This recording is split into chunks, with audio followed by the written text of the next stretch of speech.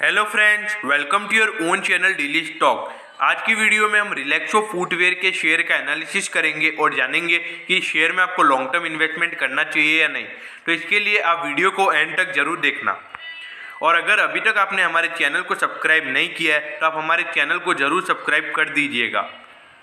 Video को शुरू करने से पहले एक बात मैं आपको याद दिला दूं कि ये डेली स्टॉक करके हमारा इंस्टाग्राम पे पेज है, तो आप इसको जाके फॉलो कर सकते हो। अगर आप इसको फॉलो करते हो तो डेली मार्केट में क्या अपडेट्स आ रही है, क्या न्यूज़ चल रही है मार्केट के अंदर, वो आपको इस पेज पे पता चल जाएगी। और इसके अंदर मैंने आज से एक पोल कंडक्ट करना भी शुरू कर दिया है, तो आप भी इस पोल में कंडक्ट करके अपना क्या कहते हैं कि देख सकते हो कि आपका क्या एक एनालिसिस है और दूसरों का क्या एनालिसिस है। तो मैं होप करता हूँ कि आप इस चैनल को क्या कहते हैं फॉलो कर दोगे। और अगर इसको फॉलो करने के लिए आपको कहीं जाने की ज़रूरत नहीं है, इसका जो लिंक है वो डिस्क्रिप्शन में दे रखा है हमने। तो चलिए अब हम वीडियो को शुरू करते हैं। तो बात करते हैं रिलैक्सो फुटवेयर कंपनी की। फुटवेयर कंपनी ये कंपनी नाम में ही दिखा रही है कि ये जूते बेचती है कंपनी, लेकिन ये जूते बेचती ही नहीं, ये जूते बनाती भी है। जूते बना के फिर ये कंपनी बेचती है, ऐसा।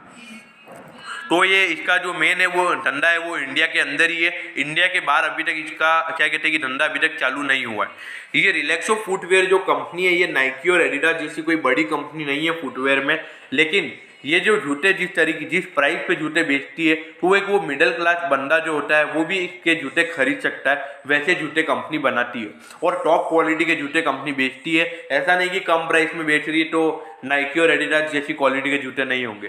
थोड़ी क्वालिटी डिफर करेगी, क्योंकि 4-5 हज़ार का जूता और 1,000-1,500 का जूता थोड़ा डिफर करेगा, सीधी सी बात है। अब इस कंपनी को एनालिसिस करना है कि भाई साहब क्या ये नाइकी एडिडास जितनी स्ट्रांग है कि मतलब ये इस कंपनी का कोई ग्रोथ है इंडिया में, हमको ये बात करनी है। तो चलिए कंपनी के फंडामेंटल्स को देखते हैं। तो भाई ये कंपनी बेचती भली कम प्राइस पे प्रोडक्ट है, लेकिन इसकी मार्केट कैपिटलाइजेशन अगर आप देखोगे तो 16,000 करोड़ के लगभग कंपनी की मार्केट कैपिटलाइजेशन है। तो भाई मार्केट कैपिटलाइजेशन तो ये इंडिकेट करी कि भाई कोई छोटी मोटी कंपनी नहीं है, एक खासी बड़ी कंपनी है। 16,000 करोड़ की मार्केट कैपिटलाइजेशन के साथ। लेकिन भाई साहब यहाँ पे मेरे को थोड़ी दिक्कत लग रही है बस, ये यार ये इंडस्ट्री के पीस से खासा ही महंगा है। मतलब इंडस्ट्री का पी लगभग 50 के लगभग है और इसका पी लगभग 80 के लगभग है। तो ये थोड़ी सी दिक्कत वाली बात है। अब ये इंडिकेट कर रहा है भाई साहब यार शेयर में थोड़ी सी गिरावट तो होनी चाहिए। इस प्राइस पे लॉन्ग टर्म इन्वेस्टमेंट नहीं बनता इस प्राइस पे। और अगर इसकी बुक वैल्यू की बात करें तो बुक वैल्यू ने भी मेरे को थोड़ी दिक्कत लगी है, क्योंकि भाई साहब यार बुक वैल्यू सिर्फ 51 रुपीज़ की है और यार शेयर का प्राइस 750 रुपये चल रहा है। तो यार बुक वैल्यू भी लगभग 12 गुना, पीबी रेशियो भी इसका 12 गुना आता है। तो पीबी रेशियो भी खासा महंगा बता रहा है और ये बता रहा है कि भाई साहब यार थोड़े से प्रीमियम वैल्यूएशन पे स्टॉक अवेलेबल और थोड़ा मतलब ये 10 तक इसका प्राइस टू बुक रेशियो आना चाहिए और 70 तक इसका पी रेशियो आ जाए, तब मेरे ख्याल से इन्वेस्टमेंट बनता है। उससे पहले लॉन्ग टर्म इन्वेस्टमेंट नहीं बनता है। वैसे कंपनी टॉप क्लास है, ये देखते हम है कि नहीं है। अर्निंग पर शेयर की बात करें तो इसमें भी मेरे को थोड़ा दुख हुआ, क्योंकि 8.09 के हिसाब से अर्निंग पर शेयर है कंपनी का, जबकि शेयर का प्राइस मार्केट में 82 टाइम्स चल रहा है। तो थोड़ी सी दिक्कत वाली बात है, सीधा कट इंडिकेट कर रहा है कि भाई शेयर प्रीमियम वैल्यूएशन पे। लेकिन इसमें एक और चीज़ अच्छी बात है लॉन्ग टर्म इन्वेस्टर्स के लिए, भाई साहब 71% की डिलीवरी हुई है। मतलब 100 में से 71 लोगों ने लॉन्ग टर्म के लिए शेयर ले लिए। तो अब ये भी एक पॉजिटिव बात है, क्योंकि अगर 50% से ज़्यादा अगर हो जाते हैं ना तो वो एक बढ़िया बात कहलाती है। मतलब कहलाता भाई साहब लॉन्ग टर्म में शेयर ही बहुत बढ़िया चलने वाला है, ऐसा इंडिकेट करता है। इसका डिविडेंड देखें तो डिविडेंड भी इसका खासा कुछ ज़्यादा है नहीं, 0.19% का डिविडेंड यील्ड है। मतलब डिविडेंड के लिए तो मतलब अगर आप इन्वेस्ट करते हो इसमें तो कोई मतलब ज़्यादा कोई डिविडेंड मिलेगा नहीं आपको इसमें। अब इसकी कंपनी की टॉप लाइन और बॉटम लाइन की बात कर लेते हैं। अगर कंपनी की टॉप लाइन और बॉटम लाइन की बात की जाए तो भाई साहब हर साल बढ़ रहा है और एक अच्छे रफ्तार से बढ़ रहा है। तो आप देखिए 2 पॉइंट मतलब लगभग 2,000 करोड़ की प्रॉफिटेबिलिटी पिछले साल थी, तो इस बार 110 करोड़ तक की प्रॉफिटेबिलिटी कंपनी की बढ़ गई है। तो ये भी एक पॉजिटिव बात है और प्रॉफिटेबिलिटी भी कंपनी की बढ़ रही है, ऐसा नहीं कि प्रॉफिटेबिलिटी नहीं बढ़ रही है। तो ये चीज़ तो अभी तक कंपनी की पॉजिटिव है, तो इसमें कंपनी को कोई दिक्कत वाली बात है नहीं। अब यहाँ पे इसके शेयर होल्डिंग पैटर्न को जान लेते हैं। अगर इसकी प्रमोटर होल्डिंग की बात करें, जो मेन कंपनी के ओनर्स होते हैं उनके पास 70% होल्डिंग पड़ी हुई है। और बड़े लोगों की बात करें, mutual fund holding, DII, FII सबके पास मिला के लगभग 12% की होल्डिंग पड़ी हुई है। और अदर पार्टीज आपके और मेरे जैसे छोटे मोटे रिटेल इन्वेस्टर्स के पास इसकी 18% की होल्डिंग पड़ी हुई है। तो मतलब शेयर की होल्डिंग पैटर्न तो दिखा रहा है भाई साहब कि एक तरीके से होल्डिंग पैटर्न मजबूत है। 80% होल्डिंग बड़े लोगों के पास पड़ी है, और जब 80% होल्डिंग बड़े लोगों के पास पड़ी होती है ना, मतलब दिखा रहा है कि उनको लग रहा है कि भाई साहब कंपनी लॉन्ग टर्म के लिए बढ़िया है। तो भाई जब इनको बढ़िया लग रही है तो आपको भी बढ़िया लगनी चाहिए। बस किस प्राइस पे प्रोडक्ट लेना है वो एक मेन होना चाहिए, प्रोडक्ट क्या शेयर लेना है वो मेन होना चाहिए।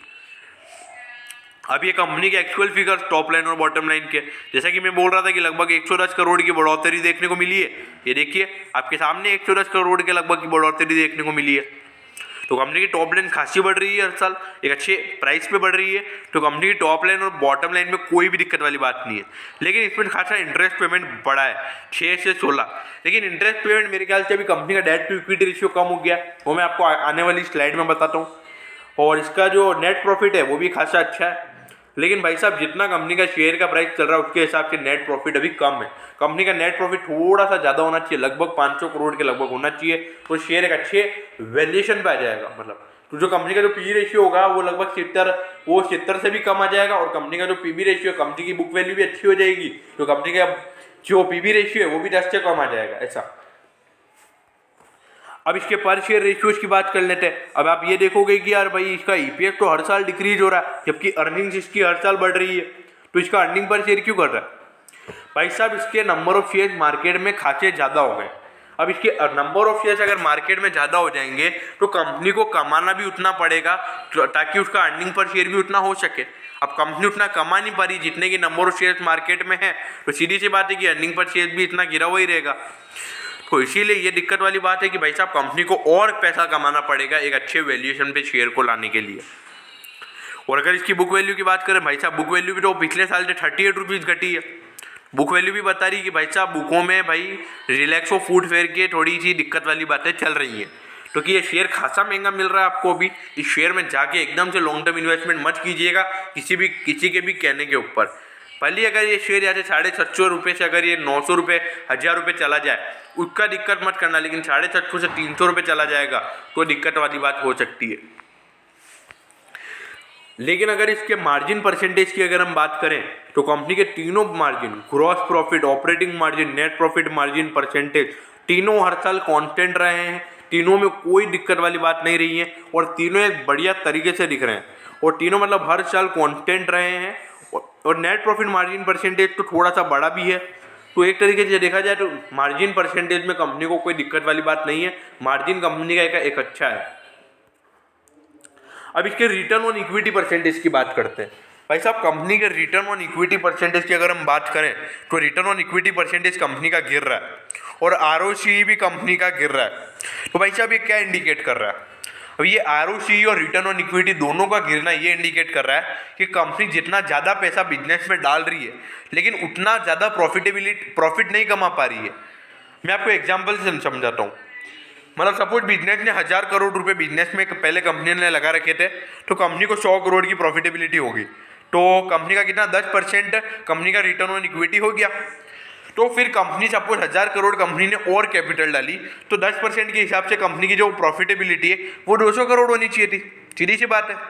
अब लेकिन कंपनी उतना कोप अप नहीं कर पा रही है।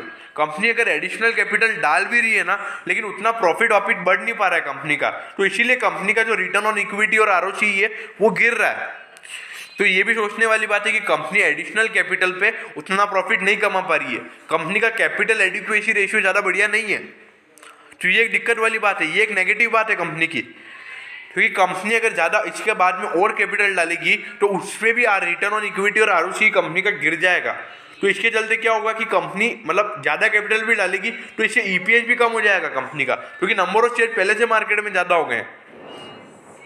और इसके रिटर्न ऑन एसेट परसेंटेज की बात करें तो ये तो लगभग कांस्टेंट रहा है, इसमें कोई दिक्कत वाली बात नहीं है।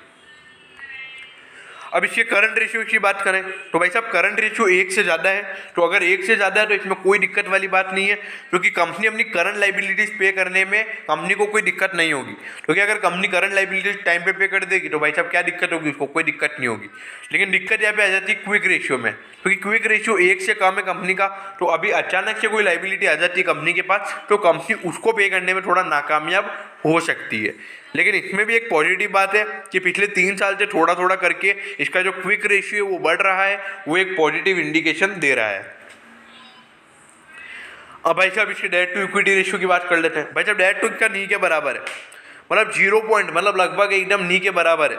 इस बार तो सिर्फ 0.02 है, मतलब 1 रुपये के ऊपर कंपनी ने सिर्फ 0.02 का डेट ले रखा है। मतलब 1.02 रुपीज़ कंपनी की सपोज टोटल कैपिटल हो गई, तो सिर्फ 0.02 रुपीज़ का कंपनी का डेट है और 1 रुपये उनके खुद के ओनर्स का पैसा है। तो भाई साहब debt to equity ratio company का बहुत बढ़िया है। ये इंडिकेट कर रहा है भाई साहब लॉन्ग टर्म में कंपनी को कोई दिक्कत नहीं होगी, क्योंकि कंपनी जो प्रॉफिट कमाएगी वो खुद के पास लगेगी, इंटरेस्ट तो पे करना नहीं है कंपनी को। तो ये एक बढ़िया बात है। तो इंटरेस्ट कवरेज रेशियो अगर कंपनी का डेट ही नहीं के बराबर है, तो इंटरेस्ट कवरेज रेशियो हो तो मतलब कौन कैसा भी हो अपने को कोई दिक्कत वाली बात नहीं होती है। लेकिन अगर ये इंटरेस्ट कवरेज रेशियो थोड़ा गिरा है, तो भली कंपनी के पास थोड़ा सा भी डेट है, तो ये भी एक दिक्कत वाली बात है। लेकिन ये इंडिकेट कर रहा है कि भाई साहब थोड़ा कंपनी का डेट बड़ा है, मतलब कंपनी के शेयर होल्डर फंड बढ़ गए हो एकदम से ज़्यादा, तो ये भी इंडिकेट हो सकता है। अब कंपनी के एसेट टर्नओवर रेशियो की बात करते हैं। कंपनी का एसेट टर्नओवर रेशियो पिछले 3 साल से लगातार घट रहा है। अब इसे ये इंडिकेट कर रहा है कि कंपनी के एसेट में थोड़ी सी जो कंपनी की क्वालिटी एसेट्स की, मतलब एसेट पुराने हो रहे कंपनी के, जो मशीनरी होती है जो जूते बनाने के लिए, उसमें थोड़ी डिक्रीमेंट देखने को मिल रही है। अब इन्वेंटरी टर्नओवर रेशियो भी कंपनी का खासा बढ़िया है। इन्वेंटरी टर्नओवर रेशियो मतलब कांस्टेंट ही रहा है, तो इसमें कोई दिक्कत वाली बात नहीं है। तो एसेट टर्नओवर रेशियो और इन्वेंटरी टर्नओवर रेशियो देखें, लेकिन थोड़ा सा एसेट टर्नओवर रेशियो गिरा जरूर है, लेकिन इसमें कोई दिक्कत वाली बात नहीं है। अब कंपनी के सेल्स परसेंटेज की बात करते हैं। कंपनी के सेल्स परसेंटेज हर साल बढ़ रहे हैं, लेकिन भाई साहब अगर बिजनेस कंपनी का हर साल बढ़ रहा है, तो सीधी सी बात है कि सेल्स परसेंटेज कंपनी का बढ़ेगा। लेकिन एक अच्छी बात मेरे को यह लग गई है कि कंपनी की नेट प्रॉफिट परसेंटेज में हर साल इंक्रीमेंट देखने को मिला है, और एक अच्छा खासा इंक्रीमेंट देखने को मिला है। लेकिन मेन तो पिछले साल से 19 से 20 में तो एक टॉप क्लास परफॉर्मेंस शेयर ने, मतलब इसके नेट प्रॉफिट परसेंटेज में देखने को मिला है, और 23% का अगर नेट प्रॉफिट परसेंटेज होता है कंपनी का, तो कंपनी खासी अच्छा परफॉर्म कर रही है। और ये है कंपनी का रेवेन्यू फ्रॉम ऑपरेशन। कंपनी के अगर आप रेवेन्यू फ्रॉम ऑपरेशंस को देखोगे, तो कंपनी का रेवेन्यू फ्रॉम ऑपरेशन भी खासा हर साल बढ़ रहा है, तो इसमें भी कंपनी को कोई दिक्कत वाली बात नहीं है।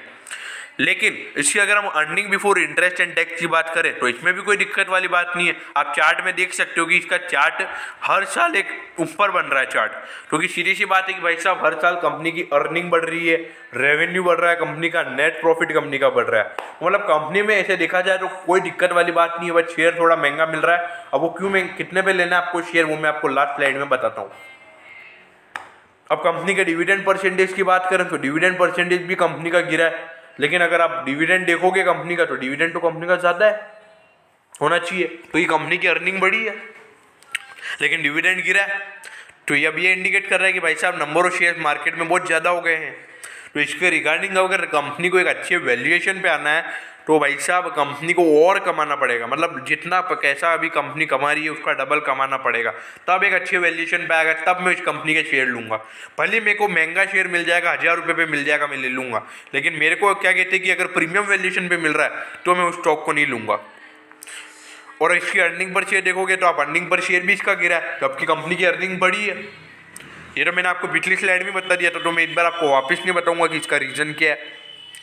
तो अगर आप इसके नेट वर्थ की बात करोगे, तो कंपनी का नेट वर्थ तो हर साल बढ़ रहा है, मतलब कंपनी की जो कैपेबिलिटी है वो भी हर साल बढ़ रही है, तो इसमें भी कंपनी को कोई दिक्कत वाली बात नहीं है। अब भाई साहब ये शेयर किस प्राइस पे लेना, अब इससे रिगार्डिंग बात करनी पड़ेगी अपन को। अभी शेयर 663 के लगभग ये क्लोज हुआ है आज ये, और ये लगभग आधे % की तेजी के बाद क्लोज हुआ है, जबकि मार्केट में आज लगभग 150 पॉइंट की गिरावट थी निफ्टी के अंदर, लेकिन ये शेयर आधे % से ऊपर की तेजी में ये बंद हुआ है। अगर इसके ऑल टाइम हाई का है 830 रुपये का, तो ऑल टाइम हाई से देखा जाए तो भाई साहब 20% ऑफ मिल रहा है आपको ये शेयर।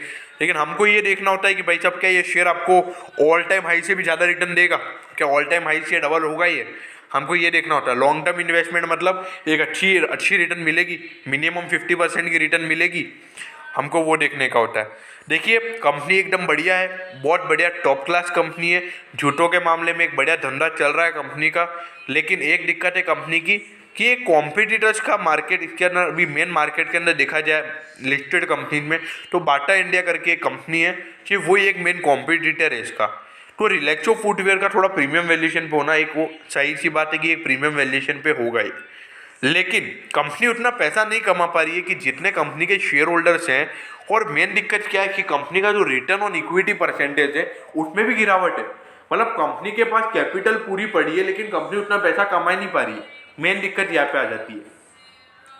तो भाई साहब ये दिक्कत वाली बात है, क्योंकि कंपनी का अगर return on equity, return on capital employed अगर हर साल गिरता है तो ये एक दिक्कत वाली बात है। तो आपको इस पे भी सोचना चाहिए। मैं होप करता हूँ कि आपको मतलब और अगर आपको शेयर लेना है तो आप इसको करंट मार्केट प्राइस पे ले सकते हो, लेकिन भाई साहब पूरा इन्वेस्टमेंट मत कर देना। धीरे धीरे इसमें मतलब और गिरावट होती है तो थोड़ा ले लेना, और गिरावट हो जाती है तो थोड़ा ले लेना। लेकिन मेरे ख्याल से लॉन्ग टर्म इन्वेस्टमेंट के लिए कंपनी इतनी भी कुछ खासी बढ़िया नहीं है। आप इसमें अगर शॉर्ट टर्म इन्वेस्टमेंट कुछ इंडिकेटर्स वगैरह देख के करना चाहते हो तो आप कर सकते हो। तो मैं होप करता हूँ कि आपको रिलैक्सो फुटवेयर का एनालिसिस अच्छे से समझ में आया होगा। अगर आपको एनालिसिस अच्छे से समझ में आया हो तो आप प्लीज़ कमेंट सेक्शन में ज़रूर बताइएगा। और ये भी बताना कि अगर आपको किसी और शेयर का एनालिसिस चाहिए हो तो आप उसका भी कमेंट सेक्शन में कमेंट कर सकते हो और बता सकते हो कि आपको किस शेयर का एनालिसिस चाहिए। तो मैं होप करता हूँ कि आपको वीडियो अच्छी लगी होगी। अगर वीडियो अच्छी लगी हो तो प्लीज़ आप वीडियो को लाइक कर देना और अपने दोस्तों के साथ जरूर शेयर करना, क्योंकि इससे मुझे मोटिवेशन मिलता है कि मैं आपके लिए और ऐसी वीडियो ला सकूँ। Okay, thank you.